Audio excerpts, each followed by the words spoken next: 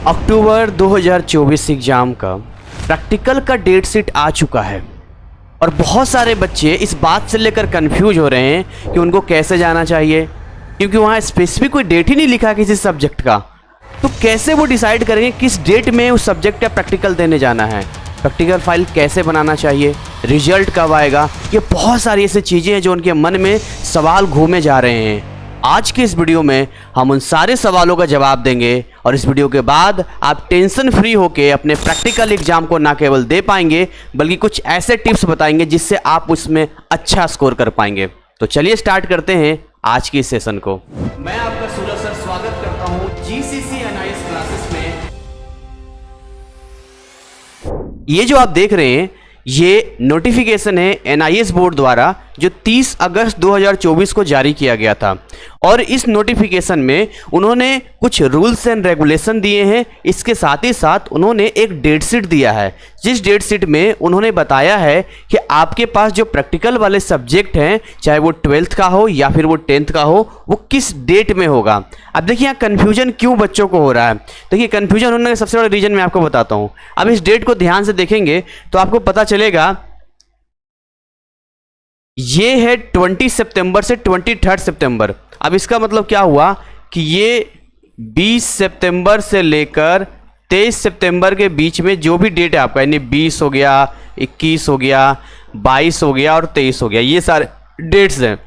लेकिन अब इसमें देखेंगे तो बहुत सारे सब्जेक्ट है, जैसे होम साइंस है, बायोलॉजी है, जियोग्राफी है, पेंटिंग है, कंप्यूटर साइंस है, मास कम्युनिकेशन है ना, ये early childhood care and education है। अब मान लेते हैं कि किसी बच्चे के पास बायोलॉजी भी है और पेंटिंग भी है, उसको यही नहीं समझ में आ रहा है कि इसमें कौन सा डेट है, क्योंकि यहाँ तो क्लियर लिखा ही नहीं है कि बायोलॉजी के इस डेट में होगा या पेंटिंग का इस डेट में होगा। ऐसे ही अगर हम नीचे आएंगे तो नीचे लिखा हुआ है 24 सितंबर से लेकर 27 सितंबर। अब यहाँ पर बहुत सारे डेट है, 24 हो गया, 25, 26 और 27, यानी कि हमारे पास 4 डेट आ गया।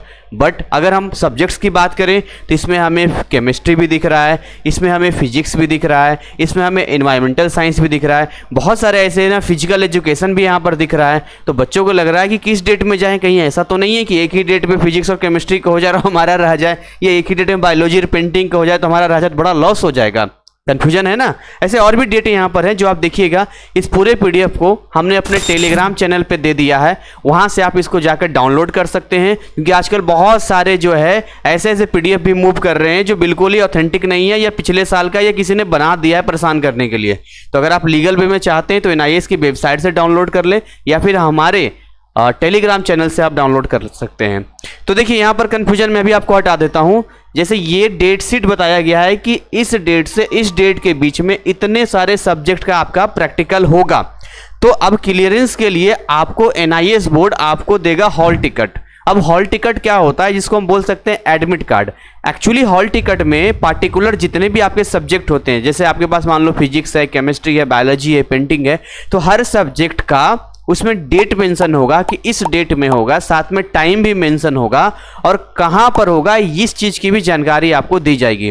वो जो हॉल टिकट होगा वो कब आपको आएगा, तो मान लो 20 तारीख से अगर प्रैक्टिकल हमारा स्टार्ट है तो हम एक हफ्ते पहले, यानी कि 5-6 दिन पहले के हम मान सकते हैं कि आप 15 या 16 तारीख को इसको देखना। और एक और आपको सजेशन देना चाहूंगा कि जैसे मान लो किसी बच्चे ने 13 या 14 तारीख को हॉल टिकट डाउनलोड कर लिया, बट आपको एग्जाम देने से एक दिन पहले फिर से रीचेक कर लेना चाहिए, कई बार सेंटर बदल जाता है, तो इस चीज़ का भी आपको ध्यान देना चाहिए। तो आई होप आपको ये कन्फ्यूजन नहीं होगा। बाकी आपके सामने ये सारा डाटा है, आप अपने सब्जेक्ट का मैच कर सकते हैं। कुछ और जानकारी मैं इसमें दूंगा, रिजल्ट वगैरह इसका कब आएगा। बाकी एक बार आपको बता दें कि इधर ये 10th वालों का है, 10th वाले देख सकते हैं, इधर 12th वाले देख सकते हैं। हम एक एक सब्जेक्ट का यहाँ पर नहीं बता पाएंगे क्योंकि जब तक हॉल टिकट नहीं आता वो क्लियर ही नहीं हो पाएगा। बाकी इस डेट शीट को अपने पास डाउनलोड करके आप इतना समझ सकते हैं कि हाँ इस डेट से इस डेट के बीच में ये होगा, इस डेट से इस डेट के बीच में ये होगा। बाकी हमने प्रैक्टिकल जो पीडीएफ है फ्री में अपने ऐप एंड वेबसाइट में दे रखा है, आप जाइए वहाँ से डाउनलोड करके उसको रेडी कर लो, क्योंकि वहाँ पर आपके काम आएगा। यहाँ पे कुछ और चीज़ें यहाँ पर नीचे दिया हुआ है, बहुत सारे पॉइंट्स हैं यहाँ पे कि आपका जो हॉल टिकट आएगा या आपका रिजल्ट 7 हफ्ते के बाद घोषित किया जाएगा। लेकिन एक बात और बताते हैं कि इसके बारे में कोई रियल डेट आपको नहीं बताया जाएगा अगर आप पूछताछ करेंगे तो बहुत सिंपल। इसके पहले भी हमने आपको बताया था कि एक पीसीपी क्लासेस होता है, एक प्रैक्टिकल होता है। पीसीपी क्लासेस के लिए आपको स्टडी सेंटर कांटेक्ट करना चाहिए। उसका कोई डेट शेड्यूल आप ऑनलाइन विश्वास या ट्रस्ट ना करें जो आपके पोर्टल पे दिखा रहा है। तो पहला काम करना है, अपने स्टडी सेंटर को कांटेक्ट कीजिए पीसीपी क्लास के रिगार्डिंग। अगर वो पीसीपी क्लास ले रहे हैं वेल एंड गुड, जाइए अटेंड कीजिए। अगर वो नहीं ले रहे हैं तो दिक्कत वाली बात नहीं, खुद आपको मार्क्स दे देंगे, वो उनकी हेडक है। बात रही प्रैक्टिकल की, प्रैक्टिकल फाइल रेडी कर लो। नॉर्मल आप उस डेट में जाना, अपना हॉल टिकट प्रिंट आउट निकलवा के अपना आधार वगैरह साथ में लेना। नॉर्मल ड्रेसअप होता है, कुछ ऐसा नहीं है। आप वहाँ जाओगे, वहाँ पर कुछ नॉर्मल वाइवा वगैरह होगा, कोऑपरेट कर दिया जाएगा। कुछ मैनेजमेंट का सिस्टम भी आपको समझ में आ जाएगा। अलग अलग सेंटर का अलग अलग हिसाब किताब होता है। हम ये नहीं कह सकते कि पार्टिकुलर एक सिस्टम का एक ही जगह पर होगा, ठीक है। तो आपको ओवरऑल मैं ये बात कहूँगा कि प्रैक्टिकल को लेकर टेंशन लेना ही नहीं है।